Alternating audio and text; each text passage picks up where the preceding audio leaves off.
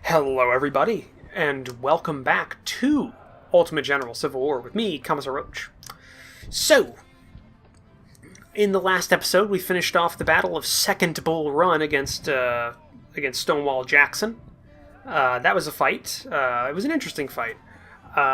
We won, which gave us quite a bit of clout and a lot of money to work with, but yeah, we took enough casualties that we weren't able to actually reinforce everybody back to full strength, though we did prioritize 1st and 2nd Corps, getting them beyond their full strength at the initial stage of the battle because we increased our size, so we can have 2,500 men instead of just 2,000 men in a brigade. So that's the thing. I think the next time we get career points, we're going to spend it on politics to start increasing our payouts for these missions, because that is going to be a thing that we're continuing to have problems with. We need our payouts to be larger to get more money and more men, or at least just more money. Our manpower is fine, but we're running low on just men. Keep having to spend our reputation on getting just payouts from the government. But yeah, so that's something that's happening. But we now have a battle, Crampton's Gap, which is a September 14th, 1862, which is a preemptive battle, if I recall my Civil War history, to Antietam. So the rebels have decided for the first time to invade into northern soil. Lee has split his forces in an attempt to secure a supply line at Maryland. Jackson, with the left wing of the rebel army, is attacking Harper's Ferry, a strategic town with an arsenal. You need to drive a part of your army through Crampton's Gap to break the siege. The rest of your army must check the right wing of the rebel army, spotted near Barnesboro. Or Boone... Oh, it's not Barnesboro, it'd be Boonesboro. So yeah, funny thing, because I'm a huge history nerd, I'm also a huge alternative history nerd, so like alt history novels and fiction. There's a book series called Southern Victory, made by Henry Turtledove. It's like 11 or 12 books in the series, and it spans from like 1863 to 1944 or 1942, I think. I'm not sure when, but it spans if the South won the Civil War. And the turning point is right around this time period.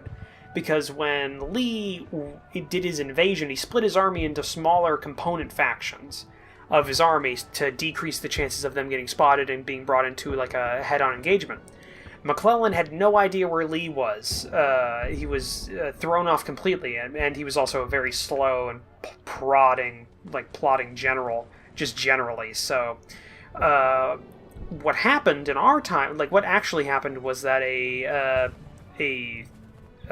Union scout came across a broken down camp, like a camp that had been used by the rebels previously, and he found a bundle of cigars that had been wrapped in a special order by Lee, Special Order 191, which detailed the orders for every part of his army, where they were supposed to go and where they were supposed to be. And that got passed up the chain until it got to McClellan, and he exclaimed, I know where he is now, or I know what he plans. I forget the exact thing he said, but then through that he was able to force the Battle of Antietam. And in this alternative history novel series that I'm still not through, I'm currently midway through it, the diversionary point is that order was never found, so therefore McClellan never knew what Lee was doing until he was already at, I think it was Pennsylvania. He got to not New York. I think he got Philadelphia. He got to Philadelphia is the end goal. And by doing that, he threatens Washington, etc., etc. That's the diversionary point. Just a funny little thing that this battle could have not happened, just because some probably Confederate major or some lower level officer had the orders, and he didn't need them anymore, so he just put them around some cigars and he dropped them. That's why these three battles, well, multiple battles, but these battles are happening. So I don't know. I find that interesting. Probably just bored all of you to tears, but yeah, let's get actually into the game. Sorry, I'm very into history, so it's kind of interesting to me. Okay, the rebels have decided for the first time to Jackson with his left wing. All right, we already read that, so it's the exact same stuff. I say first corps. Well, how about second corps? Nope. Yeah, first corps, and we'll just have to play our units together. But it looks like the enemy are going to have 2 corps, 2 divisions, 15 brigades, and they'll have 11,000 troops with 16 gun. So we'll have to see about that. Let's start. General, our scouts reported that a small Confederate force is guarding the gap. We must attack and secure the passage. Most of our forces are half an hour behind, but the garrison at Harper's Ferry will soon run out of time. We need to move fast, else the town will fall to the rebel hands. Okay, 2,500, 2,500, 2,500. Harris, what are you packing? 10-pound ordnance? Why don't you get out of there? What about you? You have... What are you? You've got 12? 12 gun. I think that's good. 4 brigades? I thought we were supposed to have 7 or 9. Oh, Jesus. 2,500, 2,500. What did the Confederates have on the field? 7,000 something. I think we'll have 10. I don't know. It'll be a bit. I think that's good. We can't really do much else. Yeah, it's 4 brigades. Alright, we'll have to go with that. Start battle. Andrews, move up. Heathcock, move up. Martin up the center. Shit. Hobson, move up there with Law behind you. Frederick there. At the double. At the double, men. We got 3 brigades in front of us. We outnumber them by quite a bit.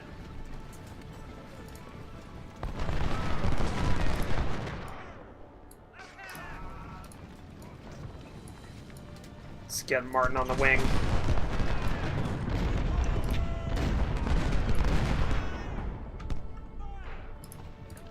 Keep these guys here. Let's get Hobson up there. Get them deployed, start putting shots on these guys in the open.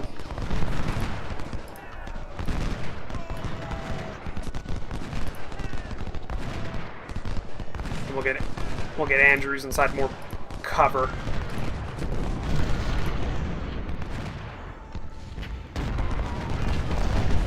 They outnumber us by a bit.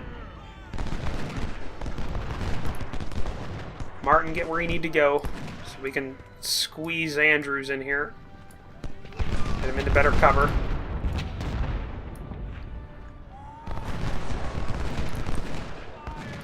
Yeah, hit the 16th Virginia. We can get them routed out of here. There's the 6th Virginia, just routed.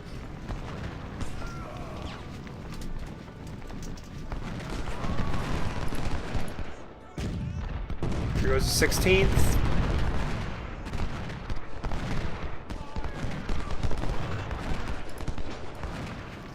Alright, Martin, keep pushing up.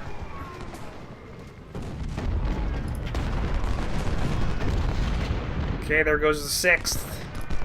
Let's get the 41st out of here.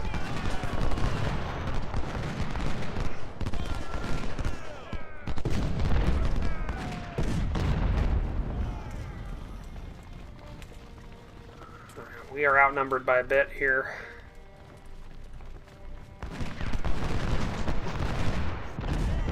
I would like to get some support if we get the rest of our men that we were supposed to have. We're supposed to have 9 brigades. Let's get Martin across. I want him to start threatening their flank. Keep hitting the 15th North Carolina, and Heathcock, you hit the 41st Virginia.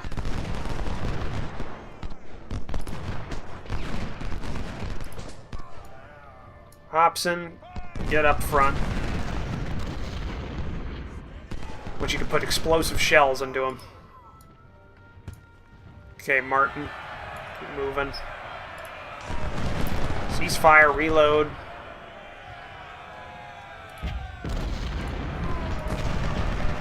Fire.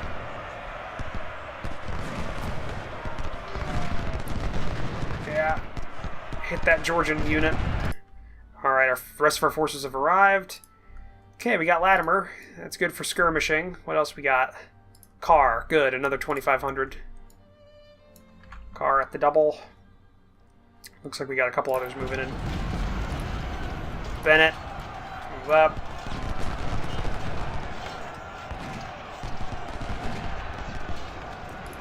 And Longbeard. There we go. Harris. Nice. And Johnson.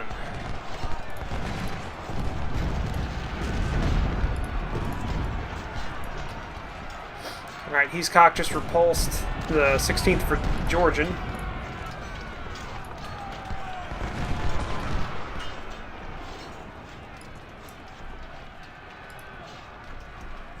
Alright, Longbeard move up there at the double. 16th Georgia just moved out. Wow, it just broke completely. Martin, keep pushing. Be aggressive.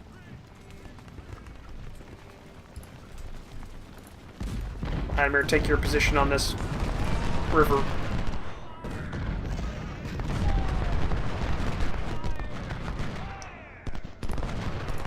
Johnson, keep moving. Longbeard will join Martin over the river.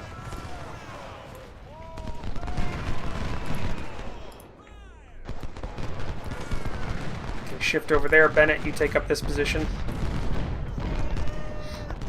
We now outnumber them by quite a bit. We've got an hour and 44 minutes before we actually need to take that position. 7th Virginia dismounted. That's a dismounted cavalry brigade.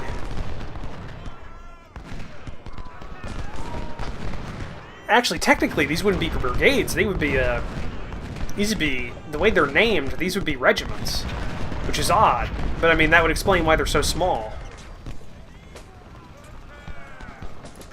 Because the way it goes, if I recall things correctly, it'd be a brigade is made up of regiments, and the brigade is made up of regiments, and the division is made up of multiple brigades, and then the divisions make up the corps. But I could be getting that wrong. I could be mixing up my military organizational terminology, which, I mean, wouldn't be the first time. Alright, Heathcock. Andrews, start moving up. Latimer, you just start moving up as well.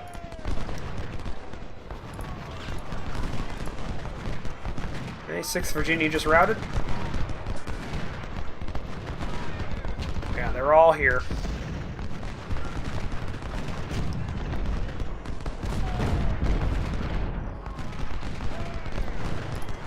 Johnson, I want you to come around, hit the 61st Virginia.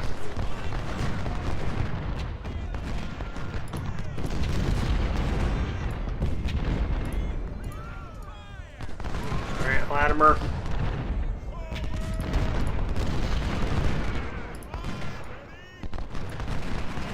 Okay. Johnson, you did your job. Don't be a hero. Okay, 16th Virginia is breaking, or is in the process of breaking. Martin and Longbeard keep rolling up this side.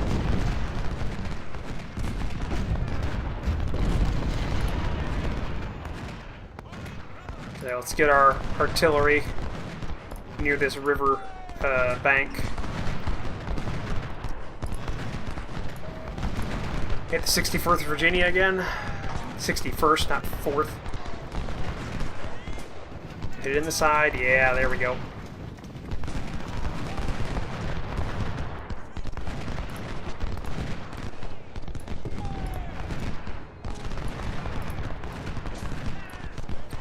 Let's get Heathcock up.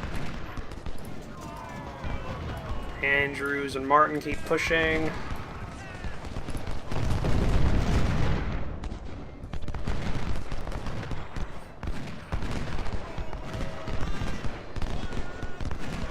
Oh, yeah. Keep pushing up.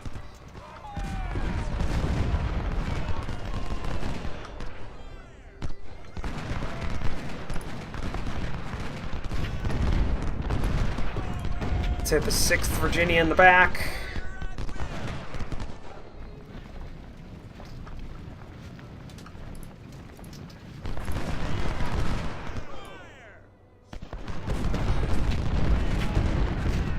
Let's do some counter battery fire on that Georgia artillery battery.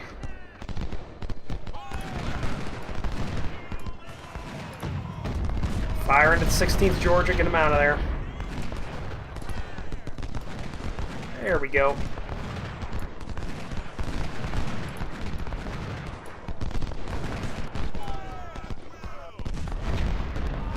Alright, there goes the artillery. They're dislodging.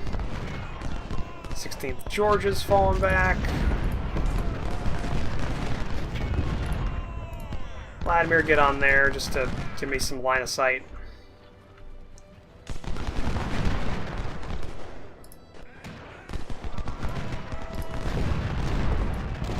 Bennett and Carr keep pushing up this side. Martin's wounded. Martin's always in the heat of battle. He's bound to get wounded. As long as he doesn't die. That would be a blow to the morale of the army.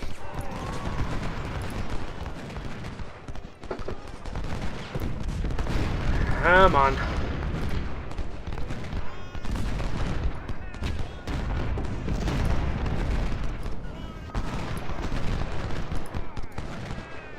Alright, Longbeard, keep pushing in.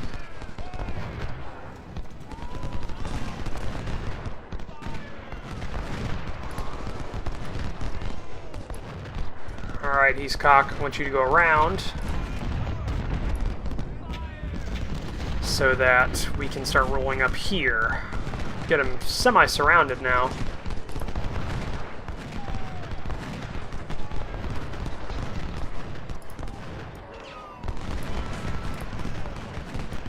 Keep pushing up with our artillery.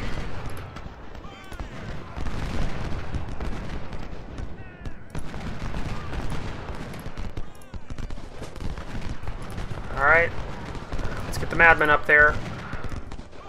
Madmen and Andrews. Let's get Latimer up there, and let's put me at the top of that ridge. And Law up here. We got the gap now.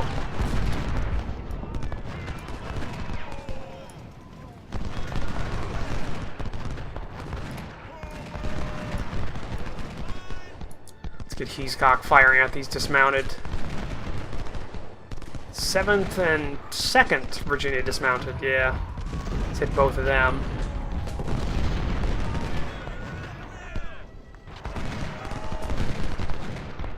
Got him in a bad situation right now.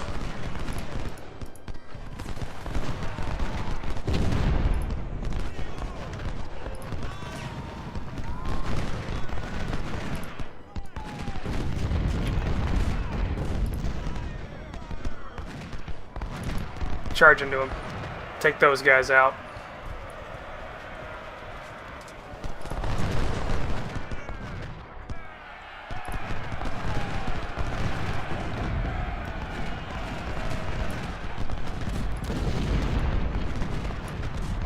Oh, yeah.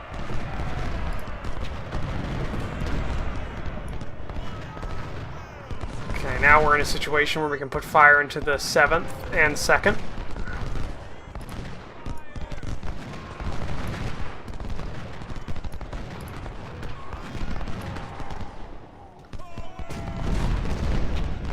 Oh, yeah.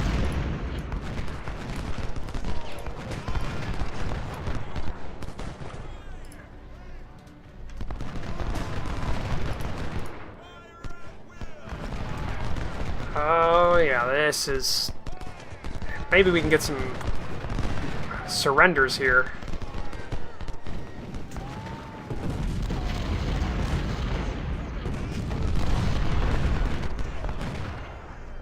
Or at least we can get more of them to break. That'd be nice.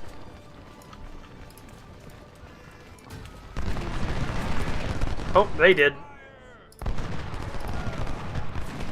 12th Virginia, you surrender.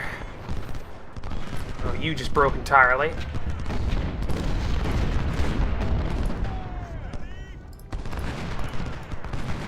Let's get Latimer up there.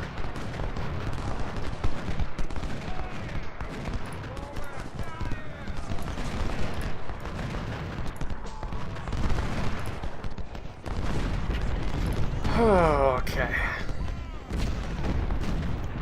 Just keep rolling them up.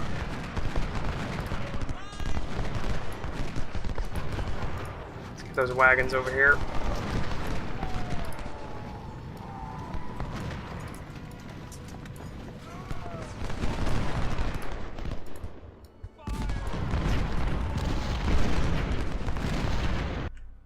There we go. We win. That was versus William Parham and C. Sanders against me, Frederick Roach. Infantry strength, Union, 15,450 versus 10,725 Confederates. Union cavalry was 400 versus 0 Confederates, and Union guns were 22 versus 16 Confederate guns.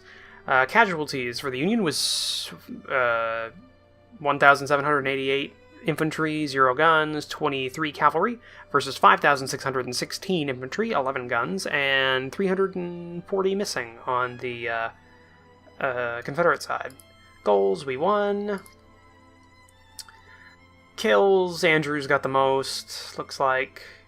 Yeah, Longbeard had the best kill to death. Yeah. Meh. And to write home about Martin's wounded, so we'll have to replace him on the Madman for right now. And we captured and rescued quite a bit of some equipment, at least. Yeah, captured 4 Napoleons, that's good. Alright. Union Officer Medal. Union's Officer Medal. Nice. So we got some recruits for that, we got some money. I got an achievement for the game, got a career point. So for that career point, like I said before, we're going to put that into politics to increase our reward. Armory, let's sell off these farmers. And these Mississippis.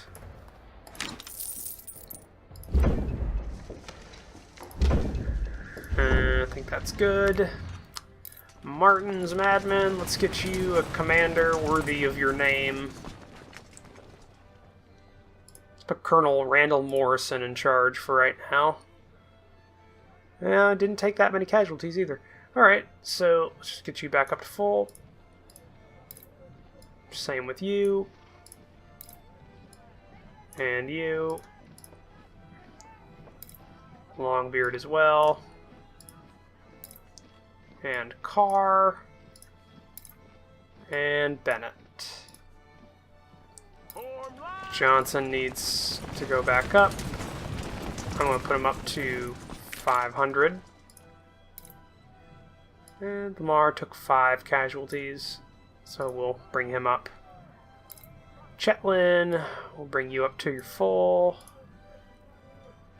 Same with Hayes. We don't have enough Lorenz rifles for that. Well, let's get as many as we can. Or no, we can buy Lorenz rifles, we just don't have enough. Let's go up to 200. Okay, do we have anybody that uses Napoleons in First Corps? No. Is it Second Corps that uses Napoleons? Yes. And we've got 4 captured. So let's get 2 on you. Yeah, I think that's good. Let's look at the armory. What do we have in spare? Some Lorenz, some Palmettos, some Hunters. I don't think we use Hunters, so we're going to get rid of those. We use Smiths and Sharps. Same with the cavalry. Yeah, I think we're good. Alright. Still need to build out our forces and get 3rd Corps' 1st Division up to full. Would be nice. Let's see, captured message. Dear Mr. President, please be informed that our Corps is recuperating after the Battle of Crampton's Gap, and will soon be able to advance and again face the army of General Frederick Roach. If we are steadily supplied with men and ammunition, I strongly believe that we can beat the enemy back. Captured message. Your military efforts in the Battle of Crampton's Gap have been valiant. The President recognizes that Frederick Roach is a surprisingly able Yankee commander, as he is so he has approved to send you 3,200 of our bravest troops to aid in your fight against him. Urgent report. General Frederick Roach, please be warned that 3,500 rebel soldiers from the Virginia territories are currently massing to move against your army. Okay. That's like a brigade and a half. Okay, and then we have South Mountain, which I think, 2.5% less. We have to do, and then we have Antietam, which will be the next. General Lee has entered the state of Maryland to bring war into the Union territory. You move to intercept the invading army and corner Lee near the town of Sharpsburg. Lee has formed a solid defense behind Antietam Creek and awaits your coming. You must not lose this critical battle. Failure will severely damage Lincoln's popularity, damaging his ability to continue persecuting the war. Okay, and we have to win this, because if we don't win this, we will lose everything. And yeah, we won Second Bull Run, so 5% less. We won Crampton's Gap, so yeah, they're going to be a lot smaller. We have to do Sharpsburg next, so that's going to be a thing. But looking at the time, that's going to be the end of this episode, unfortunately. So thank you for joining me for this episode. If you liked it, please leave a comment down below. So hit that like button. If you want to help support the channel, consider the subscribe button, as well as take a look at the description down below, where I have links to my Discord and my Patreon page. I'll see you guys in the next video. Bye!